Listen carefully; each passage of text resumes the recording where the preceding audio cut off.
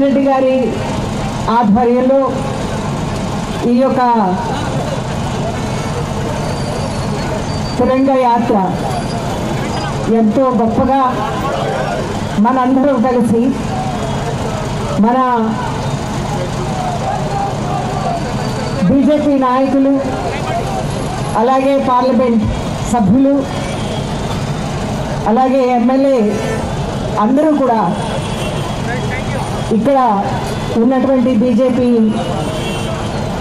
పెద్దలందరికీ కూడా నా నమస్కారాలు తెలియజేస్తూ పేరు పేరున చెప్పాలంటే చాలా సమయం అవుతుంది కనుక నన్ను క్షమించమని అడుగుతూ ఈరోజు మనం అంతా గర్వించగలగా ఈరోజు మనం ఈ యొక్క తిరంగ యాత్ర ఎంతో వందల మంది వేల మంది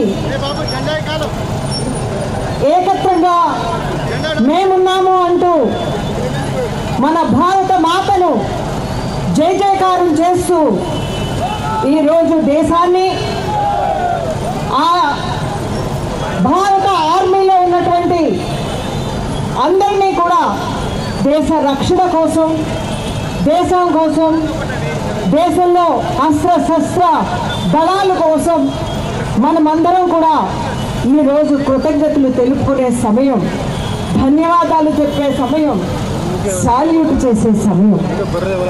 అయితే ఏప్రిల్ 22వ తారీఖు మనం ఎప్పుడు మర్చిపోలేని రోజు. మన సామాన్య ప్రజలు పహల్గాంలో అక్కడ ఉన్నటువంటి ప్రకృతిని ఆనందించడానికి వెళ్తే సామాన్య ప్రజలను ఉగ్రవాదంతో దాడి చేసి అక్కడ ఉన్నటువంటి ఆడవారిని మగవారిని పక్కకు తప్పించి మతం అడిగి నీ మతం ఏమిటి, నీ పేరేమిటి అని వారి భార్యల ముందే భర్తలను చంపేసిన రోజు. ఆ రోజు మరవలేని రోజు. మన భారతదేశ ఆడపడుచుల నుదుటి కుంకుమ బొట్టుని సింధూర్ని తుడిచి వాళ్ళ భర్తలను చంపేసి ఆ భార్య అడిగింది, నా భర్తని చంపితే మరి నన్నెందుకు చంపలేదని. ఆ ఉగ్రవాది చెప్పాడు, వెళ్ళు చెప్పు, నీవు మీ మోదీతో నేనే చంపానని చెప్పు అన్నావు. అరే నువ్వు అదే తప్పు మాట మాట్లాడావురా. మా మోదీ అంటే ఎవరనుకుంటున్నావు?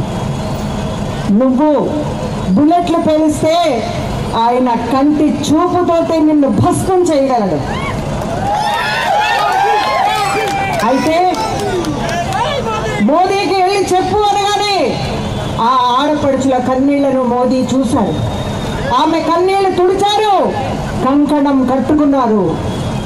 కన్నలుగా సూఫీ ఖురేషి అలాగే IAF లో ఉన్నటువంటి ఆఫీసర్ ఆమె మిసెస్ సింగ్, ఆమె కూడా వింగ్ కమాండర్ వ్యామికా సింగ్, ఆమె కూడా ఇద్దరు వెళ్ళి వీర వనితలుగా ఆ ఉగ్రవాదుల స్థానాన్ని భస్మం చేసి ధ్వంసం చేశారు. దానికి మనం అందరం సాల్యూట్ చేయాలి. కాబట్టి మోదీ హో ముమ్కిన్ హై, మోదీ నహీ తో ముమ్కిన్ నహీ హై. సూఫీ ఖురేషిని ఏమంది తెలుసా? నేను ముస్లింనే కానీ పాకిస్తాన్ని కాదు, నేను ముస్లింని కానీ ఉగ్రవాదిని కాదు. ఉగ్రవాదులని లెక్కగా పెట్టి వెంటాడి చంపుతాననేది.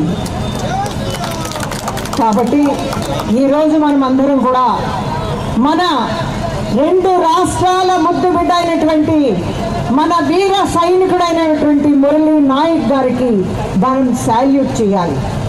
14 మందిని వెంటాడి చంపి ఆయన అమరుడయ్యాడు.